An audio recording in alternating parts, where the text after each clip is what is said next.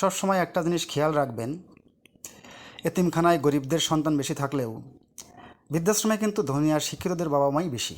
আসসালামু আলাইকুম, I M A জাহিলিয়া 2.0-তে আপনাকে স্বাগতম। আবার আপনাদের সামনে হাজির হয়েছি নতুন একটি ভিডিও বার্তা নিয়ে। এবারের বিষয়, সন্তানদের জন্য সম্পদের পাহাড় গড়া কি জায়েজ?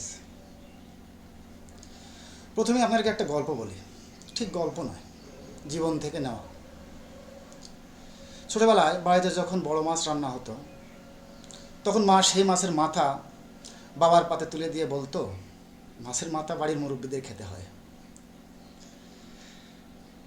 বড়োবেলায় এসে একই চিত্র পেলাম, তবে ভিন্ন নিয়মে।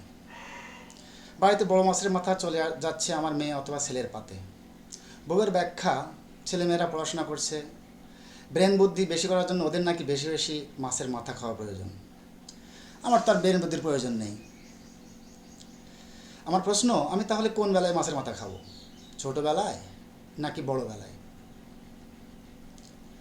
এই প্রশ্নের উত্তর পাবেন ভিডিওর শেষ অংশে। আশা করি সাথেই থাকবেন। পরিবার পরিজনের জন্য আপনি কেন সম্পদ সংগ্রহ করবেন? দেখা যাক ইসলাম কি বলে। এ ব্যাপারে রাসূল সাল্লাল্লাহু আলাইহি ওয়াসাল্লাম বলেছেন, তোমাদের স্ত্রী সন্তানদেরকে গরিব বা অন্যের মুখাপাক্ষি অবস্থায় রেখে যাওয়ার চেয়ে সম্পদশালী করে রেখে যাওয়াই উত্তম। স্ত্রী সন্তানের জন্য আপনি কেন আপনার উপার্জিত অর্থ খরচ করবেন? এই প্রসঙ্গে নবীজি বলেছেন, একটি দিনার তুমি আল্লাহর পথে ব্যয় করলে, একটি দিনার গোলাম আজাদ করার জন্য ব্যয় করলে, একটি দিনার মিসকিনদের জন্য দান করলে, আর একটি তোমার পরিবার পরিজনের জন্য ব্যয় করলে। এর মধ্যে যে দিনারটি তুমি তোমার পরিবারের জন্য ব্যয় করলে, সওয়াবের দিক থেকে ওই দিনারটিই উত্তম। তাই বলে আপনার মৃত্যুর পর আপনার স্ত্রী সন্তানের কী হবে এই ভাবনায় সারা জীবন শুধু সম্পদই সংগ্রহ করে যাবেন? আপনার স্ত্রী সন্তানকে শুধু আপনিই ভালোবাসেন? এত আদর যত্নে যিনি তাদেরকে সৃষ্টি করেছেন, সেই মহান স্রষ্টা কি সর্বদা তাদের খোঁজখবর রাখেন না? আল্লাহ বলেছেন, বরং আল্লাহই তোমাদের অভিভাবক এবং তিনিই সর্বশ্রেষ্ঠ সাহায্যকারী। তিনি আরও বলেছেন, আল্লাহই উত্তম হেফাজতকারী আর সবচেয়ে দয়ালু। পৃথিবীতে স্ত্রী সন্তান এক ধরনের মায়া বা মরীচিকা। দিনের কোনো কোনো কাজের জন্য তারা বাধার সৃষ্টি করতে পারে।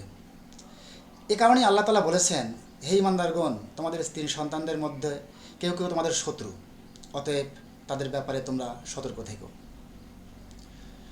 সম্পদ জমাকারীদের সম্পর্কে আল্লাহ বলেছেন, জাহান্নাম সেই ব্যক্তিকে ডাকবে যে ব্যক্তি পিছন ফিরে গিয়েছিল এবং সত্য থেকে মুখ ফিরিয়ে নিয়েছিল, আর যে ব্যক্তি সম্পদ জমা করেছিল ও সংরক্ষণ করেছিল।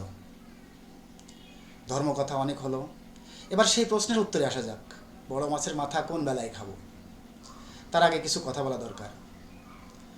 মার্কিন ব্যবসায়ী ওয়ারেন বাফেট বলেছেন, কখনোই সব ডিম এক ঝুড়িতে রাখবেন না।